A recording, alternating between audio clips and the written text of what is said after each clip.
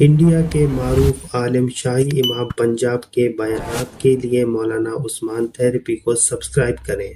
नहीं, अल्लाह ने फरमाया सारी बातें ठीक है, कुल इन कुंतुम तुहिब्बूनल्लाह, फरमाया तुम्हारी बातें तो सारी ठीक है, लेकिन जो मुझे मानना चाहते हैं वो पहले मोहम्मदुर रसूलुल्लाह सल्लल्लाहु अलैहि वसल्लम से वफादारी का अहद कर ले। जो मोहम्मद अलैहिस्सलाम का वफादार होगा वही अल्लाह के हुजूर वफादार हो सकता है।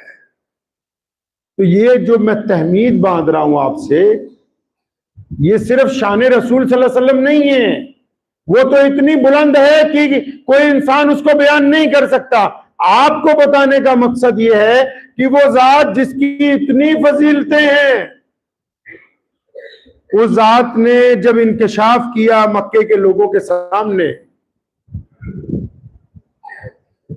जब अहले मक्का को यह कि मैं अल्लाह का रसूल हूं, तो आपको पता है कि क्या चीज बुनियाद बनाई, क्या बुनियाद बनाई? आप कह सकते थे ना कि मैं इब्राहिम अलैहिस्सलाम की औलाद में से हूं, ये खाने काबा मेरे अब्बा ने बनाया है। वो नबी अलैहिस्सलाम के दादा नबी हैं। इब्राहिम अलैहिस्सलाम कौन है जी? नबी अलैहिस्सलाम के दादा। पढ़िए अल्लाहुम्मा सल्ली अला मुहम्मद कमा सल्लैता अला इब्राहिम वाला आली इब्राहिम।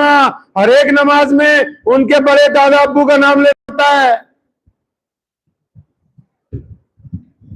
वो कह सकते थे ना कि मैं इब्राहिम अलैहिस्सलाम की औलाद में से हूं, ये खाना काबा हमारे बाप ने बनाया है। वो बता सकते थे कि मैं दुनिया में सबसे मोतबर हूं, और वो कह भी देते तो तब भी लोग यकीन करते। लेकिन उन्होंने इनमें से किसी चीज को अपनी गुफ्तगू के लिए बुनियाद नहीं बनाया, बल्कि तमाम मक्के के लोगों को इकट्ठा किया और उनको एक मुख्तसर सा सवाल किया कि तुम्हारा मेरे बारे में क्या ख्याल है, तुम मुझको क्या समझते हो, मैंने 40 साल तुम्हारे दरमियान गुजारे हैं, मेरा किरदार के बारे में क्या कहते हो? अगर मैं ये कह दूं कि पीछे एक दुश्मन है वो आके हमला कर देगा, क्या यकीन कर लोगे? क्या तुम्हें मेरी इन बातों पर यकीन होगा? तो पूरे मक्के के वो लोग जो अभी मुसलमान नहीं हुए थे, उनमें से कुछ लोग उठ के खड़े हुए कि मोहम्मद सल्लल्लाहु अलैहि वसल्लम, आप तो इतने प्यारे हैं, आप इतने अच्छे हैं, आप इतने नरम दिल हैं कि आपने आज तक कभी एक लफ्ज भी झूठ का नहीं निकाला। आप अगर अब कह दे कि पीछे दुश्मन है, हमें यकीन आ जाएगा। गरीब मिस्कीन उठे, ए प्यारी सूरत वाले मोहम्मद सल्लल्लाहु अलैहि वसल्लम, आप जैसा प्यारा कोई देखा नहीं, जो गरीबों को खाना खिलाता हो, जो मिस्कीनों की हमदर्दी करता हो, जो गुलामों पर रहम करता हो। आप तो सच्चे, आप बात तो कीजिए। औरतें उठ के खड़ी हुई, ए मोहम्मद सल्लल्लाहु अलैहि वसल्लम, आप जैसा कोई नहीं मक्के में जिसने बेटियों को इज्जत दी हो। आप ही हैं जो ये कहते हैं कि बेटी घर की इज्जत है। आप जो कहेंगे वो सच होगा, क्योंकि आज तक आपने किसी की तरफ आंख उठा के नहीं देखा। शर्मो हया का मुजस्सम आपकी जाते गिरामी है। बड़े बड़े कारोबारी उठ के खड़े हुए, उन्होंने कहा कि हमने गुज़िश्ता 40 साल में कितनी मर्तबा कारोबार आपके साथ किया है, कितनी मर्तबा आपके साथ उठे बैठे, लेकिन रब्बे काबा की कसम, आपने कभी एक रत्ती आगे पीछे नहीं होने दी। हक वालों को उनका हक पहुंचाए। जब सब लोग गवाहियां देने लगे तो नबी अलैहिस्सलाम ने कहा, सुनो, अगर तुम मेरे किरदार की गवाही देते हो तो सुनो, तो फिर मैं तुम्हें अपने एक रब की तरफ बुलाता हूं, जिसकी तरफ से मुझे आखिरी नबी बनाकर भेजा गया है।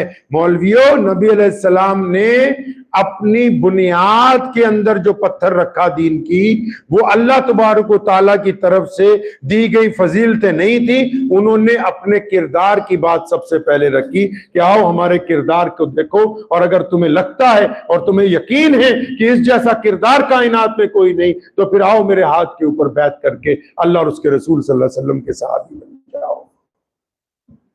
तो पता ये लगा, इल्म के साथ किरदार जरूरी है, घर में किरदार जरूरी है, बाजार में किरदार जरूरी है, सियासत में किरदार जरूरी है, कारोबार में किरदार जरूरी है। अगर किरदार ही नहीं है, फिर आप अपने के जितने मर्जी माहिर बन जाएं, आप आगे नहीं बढ़ सकेंगे। तो उलमा को सबसे पहले अपने किरदार के ऊपर तवज्जो देनी। अक्सर आपने देखा होगा, बच्चे भी बड़े भी तकारीर की तैयारी करते हैं। मैं आपको राज की बात बताता हूं, हमारे अकाबरीन बिलखुसूस हजरत मौलाना हबीबुर रहमान सानी लुधियानवी रहमतुल्लाह अलैह फरमाया करते थे कि बेटा जब गुफ्तगू हो तो पहले अल्लाह से मांगे कि अल्लाह मैं तो इस काबिल नहीं जो आपने जिम्मेदारी अता फरमाई है, आपकी मदद होगी तो बात दिलों के अंदर उतरी, आपकी मदद अगर ना हुई तो बात दिलों में उतरने वाली नहीं है। पता ये लगा कि एक मुकर्रिर को मिंबर रसूल पर खड़ा होने से पहले जो हजूर सल्लल्लाहु अलैहि वसल्लम का मुसल्ला है उस पर रात को उठकर सजदा करना होगा, अल्लाह से मदद मांगनी होगी, तब वो इस मुकाम पर जाके नबी अलैहि सलाम की तर्जुमानी कर सके।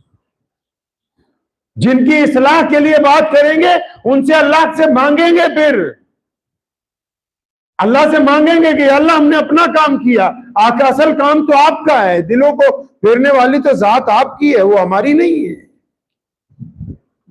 अल्लाह से जब मांगेंगे साथ में और फिर अपने किरदार की तरफ देखेंगे। सैयदना इमाम हसन रज़ियल्लाहु ताला अन्हु से किसी ने पूछा, हजरत मैं ये मालूम करना चाहता हूं कि मैं एक नेक इंसान हूं कि बदकिरदार इंसान हूं, तो इसके लिए क्या तरीकेकार इस्तेमाल करें? फरमाया ये तो बिल्कुल आसान है। फरमाया हजरत वो कैसे? फरमाया जब तुम तना होते हो या रात को अकेले बिस्तर पे होते हो या कहीं आप अकेले बैठे हो, उस वक्त क्या सोचते हो? क्या किसी की बेटी के साथ जिना का इरादा सोचते हो? क्या किसी के साथ ठगी मारने का इरादा सोचते हो? क्या किसी के मरने की दिल में दुआ करते हो? क्या किसी से बदगुमान होते हो? क्या किसी के मुतालिक हसद रखते हो? अगर सारी गंदी बातें जहन में आती हैं तो इसका मतलब आप एक गंदे इंसान हैं। और अगर तन्हाई में आपका दिल अल्लाह की तरफ रुजू करता है, आप दुरूद शरीफ पढ़ने की कोशिश करते हैं, आप अपनी बहन को जाके कुछ हदिया देने का इरादा रखते हैं, आप अपने गरीब पड़ोसी के मुंह में लुकमा डालने के इरादे से सोचते हैं कि मुझे अल्लाह कुछ दे तो मैं उसको भी दूंगा, आप लोगों को जोड़ने के बारे में सोचते हैं, आप दूसरों के गुनाहों को छुपाने की हिम्मत रखते हैं, अगर आपके जहन में अच्छी बातें आ रही हैं तो आप अच्छे इंसान हैं, और अगर गंदी बातें आ रही हैं तो कपड़े पहन के कोई बंदा अच्छा नहीं हो सकता, क्योंकि अल्लाह बंदे के दिल को देखते हैं, लिबास को नहीं देखते। तो उलमा को जरूरी है कि उनका किरदार, नबी अलैहि सलाम ने पहली गुफ्तगू उस पहाड़ पे यही की है, कभी दोबारा इस वाक़े को पढ़ लीजिएगा। फरमाया मैं खड़ा हूं, तुम्हें यकीन है कि मैं जो कहूंगा सच है कि इस पहाड़ के पीछे एक लश्कर है वो आ जाए। तमाम मुशरिकीन मक्का ने जो उस वक्त तक मुसलमान नहीं हुए थे, नबी अलैहि सलाम की इस बात की ताकीद फरमाई कि या रसूलल्लाह आप जो कह देंगे हम उसको तस्लीम कर देंगे। तो आपको कुछ तस्लीम करवाना है तो पहले अपना किरदार सही करना होगा कि नहीं करना होगा। आजकल तो ज्यादा लोगों की फिक्र इसी में है कि दूसरे की बेइज्जती कैसे करें, इसी चक्कर में लगे हुए हैं कि दूसरे की बेइज्जती कैसे करें। तो फिर वो जहन में उसके यही चलता रहता है 24 घंटे कि अच्छा इसकी मूछें देखता हूँ, इसकी दाढ़ी चेक करता हूँ, इसका पैजामा टखनों से ऊंचा है या नीचा है। वो फरोई मसाइल में एक मक्खी की तरह अपनी कौम के ऊपर तनकीद करता रहता है और कौम की इज्तमाइयत को पारा पारा कर देता है, जिसकी बिना पर अल्लाह की मदद आपकी तरफ आने वाली है।